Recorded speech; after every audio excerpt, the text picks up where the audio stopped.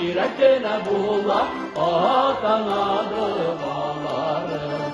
Aydağına varsam tirekene buğla atanadı bağlarım.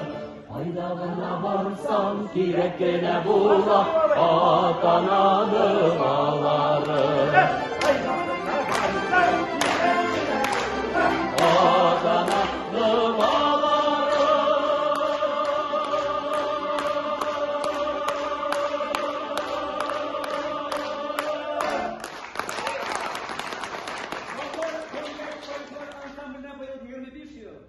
Yigitine ateş yetakçısına 18 yaş. Bir şeyden de gitmiş olayım. Şam arasında öyle devlet bıraklarında. Mektebirimizin bu sözümüzde altın bilgi payınlasını bilgisini toplarız. Kulları toplar. Şunlar arasında. Yıl sayın burada sabah duyguları. Bu yıl Sabantı gününü Zur avtobusu bilen bizim iş olduğumuza gelip kirdi de şimdi bu ansambl bütün Zur konsertini koydular.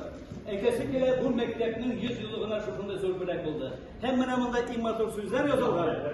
Buna topşarın üzerine İslam'daki soğuluk dili verir. Allah'ın rahmet sözü gider. Kulları çalış.